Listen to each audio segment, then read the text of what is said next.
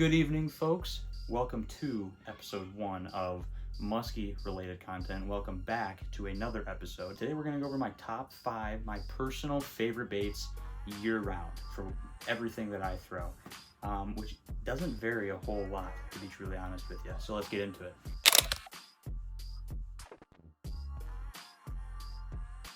Coming at number 1, it's going to have to be a Mag Dog. It doesn't have to be the pro harness like this one is. I'm totally good with the physical, like the original, we'll call them, more stiff all along. Any Mag Dog, I rock these all year round. I love throwing these. They're simple, they're easy to throw, you can bomb them a mile, and you can work them in so many different ways, which is the fun part.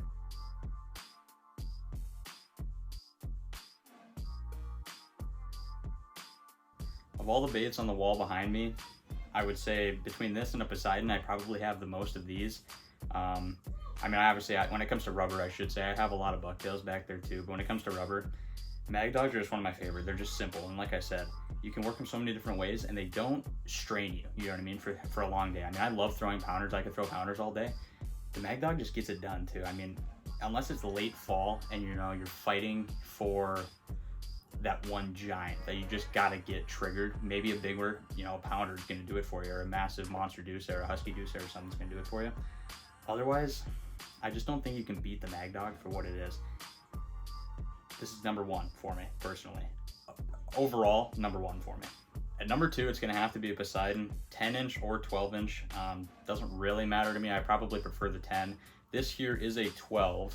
This is a 12 in the rainbow trout pattern, which is my personal favorite pattern for the Poseidons that they come in. I actually just got this one recently, but yeah, this is a 12-inch. If I were to pick a size year round, I'd probably pick the 10. Even in springtime, the 10 is gonna be small enough to work. Chaos Tackle did just come out with an 8-inch. I went to the show, I saw a few of them. They didn't have any colors I really liked. They look good. To me though, that 2 inches, in this case, does it really make a difference? I don't know, I can't say it does. But yeah, the 10-inch, preferably the 10-inch year round, 12-inch for the fall, or if the fish are super aggressive on the 10, maybe to get them to eat, you need that 12. But for me, the Poseidon here is gonna have to be my number 2. Rubber in general is a huge type of application for me. That's what half of my wall is behind me, just rubber. I love these simple baits, like a Poseidon doesn't pull a lot. You can throw this all day long and these things absolutely bomb. And with this massive paddle tail, it just gets fish going. It's tough to beat one of these for me. At number 3, these kind of go hand in hand with Poseidons. I don't know if you can really count this as a third separate spot or not.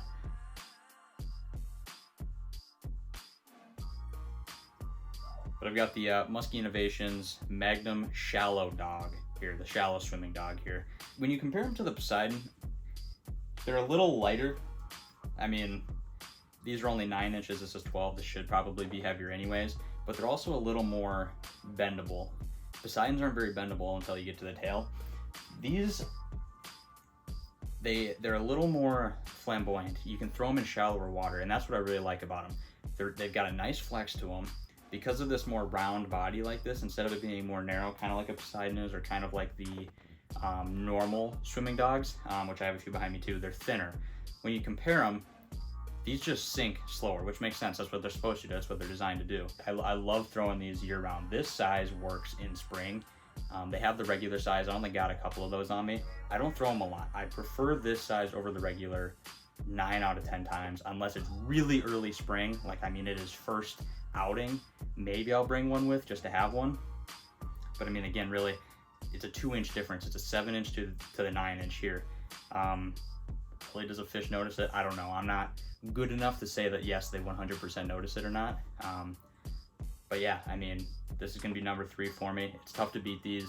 They're super easy to work and they're super easy to keep above the weeds. Like if you were to throw a Mag Dog in heavy cover, heavy weeded area, it's gonna be tough to keep that thing above the weeds unless you're ripping it the second it hits water. These give you that second chance to or I should say that second extra couple seconds to be like, okay, let me rip it up and keep it above the weeds. And with a high gear ratio reel, you're able to do that. But yeah, I absolutely love these. You can bomb these things a mile away. They look amazing. And they're super versatile overall. Coming in at number 4, the first bait that isn't a rubber bait. This is just a double 8 bucktail. This one here specifically is from Spanky Baits.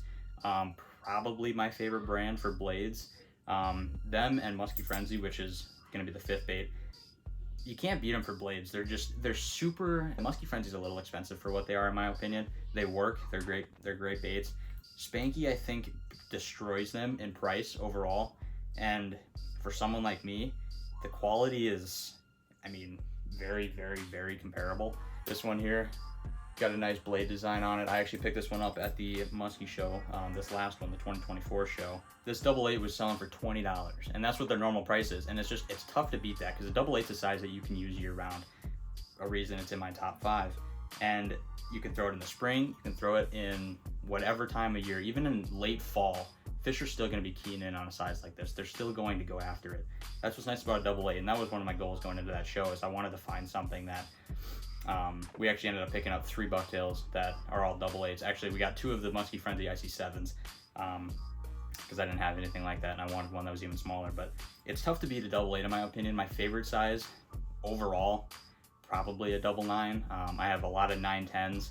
I really do like those, but Spanky baits is one to check out because, in my opinion, I wouldn't say they're underrated. They're very known, but when it comes to price to value, I feel like they are probably the best on the market. So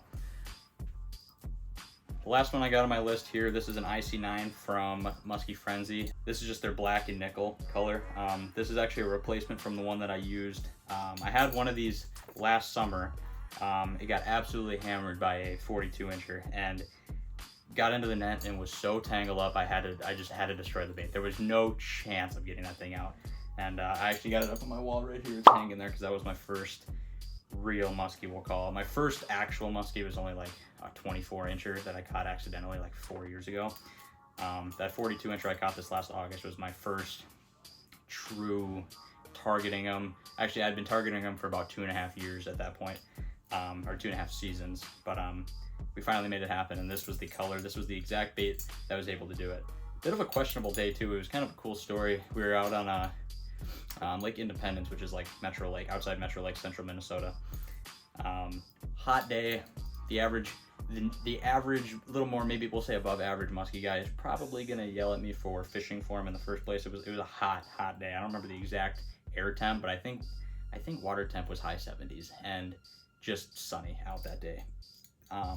So I might get dogged on for that a little bit. I probably wouldn't do it again, but it did end up working. And you know, if something finally works after not catching a fish in 2.5 seasons, kind of want to keep doing it. You know what I mean? But you know, anyways, I get why it's risky to fish for him in that temp, but nonetheless, that 42 incher hammered it, absolutely hammered it, and swam away really good too. But yeah, so this is one of my favorite baits. This IC9. It's a, if you can see it here, I think Muskie Frenzy works in Colorado blades. I'm pretty sure these are Colorado blades. I'm really bad with knowing the kinds of blades. I think they're Colorado. I think that's what most like that's like the average blade, but it's a 9 with a 10 there, and just a simple color. They just work really well. They engage really nicely. They are a little expensive, and that's kind of what I was getting at with the Spanky baits, is you can buy this same size lure for probably $8 cheaper going with Spanky. And for a guy like me, I haven't noticed a real difference in action or in attention that, you know, fish get. So, you know, for me, if you can save a few dollars, probably go with Spanky. But I do like Muskie Frenzy stuff a lot. They're always going to have, this one specifically is going to have a special place for me because it was the one that I caught my actual first fish on. So that'll always be something, but you know, it truly does engage pretty nicely, pretty consistently too. The second hits the water, if you can get that reel engaged, it's gonna work well for you. So just real quick, want to go over the rods that I use for these kinds of baits. So for almost all of my bucktails, I'm using an 8.6 extra heavy Shimano Compre, the blue one specifically. Not that it matters, it's just not their telescopic one, it's one of their older models. I've got that paired with a 400 size HD Lexa in the 6:3 gear ratio, and that was my first real muskie combo. That's what I throw almost all of my blades on if I can, unless they're really small. Like probably, if for whatever reason I'm throwing anything smaller than like a 7.7, maybe I'll use I have an 8-foot extra heavy, which isn't a fantastic rod for that. It's my spring combo. It's an 8-foot extra heavy with a 300 Tatula on it. It's kind of a cool combo, but it's not that optimal for a lot of spring applications unless you're throwing like rubber or something, because the reel's like an 8.1, and my mindset behind that one was, and I'll talk about this too in short as well. But my mindset behind it was I wanted to have like a huge jig rod, like something I could throw like tubes on and stuff, like lake trout style tubes for muskies with. So I wanted the fast gear ratio, and then I figured if I threw really small bucktails, the fast gear ratio probably wouldn't drag that much because of how small they are. But yeah, anyways, for almost all my blades, 8.6 extra heavy compre with a 400 HD Lexa in the 6.3 gear ratio has been absolutely money for me. I'm able to burn in pretty much every size that I really throw, like these 910s, it works really, really well with. I've thrown double 10s with it, it gets it done. I've tried 12s, double 12s before with it. You feel it a little bit with that 6.3, and an 8.6 extra heavy probably isn't stiff enough to effectively figure eight with a huge bucktail like that, but I don't throw those a whole lot anyways. For my main sizes, that 8.6 works fantastic. For all of the rubber that I mentioned, the Poseidon, the Bulldogs, Pounders, the Swimming Dogs, any rubber I have that I can think of, at least right now, I'm throwing them all on my 9.6 extra heavy Thorn Predator custom rod with a 400 Tranx in the their faster one. It's the 7 something. I actually don't know what it comes in, 7.1 maybe or something, but that's what I'm throwing all my rubber on, is that. It bombs it, it handles it all fantastic, it handles Pounders super comfortably. It throws my Alpha Dog right up there, throws it comfortably. I do have another combo that I'll get to for those, but for the ones that I mentioned in this top 5 video, that 9.6 throws all that rubber fantastic. I love it for like Swimming Dogs and Poseidons. Works really good for Bulldogs too. But that fast reel, it picks up lines so quick, and it's super comfortable. It's one of the best, it's the best rod I have. I love that combo. I don't use it as much as the 8.6. I probably throw bucktails a little more than I throw rubber even. And so that 8.6 compre gets used probably more than any other combo I own. But that 9.6 for rubber, unbeatable. And the only other thing I want to talk about really is, like, if I were to throw crankbaits or something, even though these aren't in my top 10, or my top 5, I mean, if I were to be throwing like crankbaits, like glides, throwing glides, I'm probably using that 8.6 compre again. If they're smaller glides, I'll probably use that 8-foot extra heavy, which is actually a 13 fishing rod. It's a 13 Defy. It's just an 8-foot extra heavy, and it throws those pretty good. So I'll probably use that for small glides and stuff like that. And like I said, for crankbaits as well, unless they're huge crankbaits. If they're massive crankbaits, like I have a couple heavy Livingston ones. Those ones I'll use the 9.6 for, the Thorn Predator one for. I like having that reel. I like having that long rod because it helps keep that bait down a little deeper. So I'll use it in that case. Otherwise, for all my top water, like Suics and any kind of pull pause, dive and rise style top water, I'm using that 8.6 compre. That compre gets used a lot, especially in springtime, because in springtime I'm throwing small rubber. I'm throwing mid deuces, or I'm throwing mini deuces, and I'm throwing regular Bulldogs, regular double dogs even, and stuff like that. That 8.6 compre does it better than any other rod, because I mean the 9.6 will do it. The 8.6 is just, in my opinion, if you're able to get away with a smaller rod, a lighter combo theoretically, even though actually when I think about it, I don't know if that combo is lighter than my Tranx and 9.6 combo, but because that Lex on it, those things are built like tanks. But I do use that one a ton in the spring. That combo with the 8-foot are my 2 rods that I have every time I go in the springtime. Early June, because Minnesota opens June 1st. Early June, those 2 rods are always with me. I might not even bring the 9.6, to be honest with you. For what I like throwing with that 9.6, it's just not really applicable in the springtime. I mean, you can throw it, you can do whatever you want. It's just like, really, theoretically smaller lures should work better in the spring, so I might as well bring my 2 smaller combos that can also handle bigger lures if I wanted them to. The only other combo I have is I have a 9-foot extra heavy Thorn Predator rod with a 500 Tranx, and that's my big rubber rod. It's a bit of a questionable purchase, to be truly honest, and to kind of own up to it. I love it. It's a fantastic combo.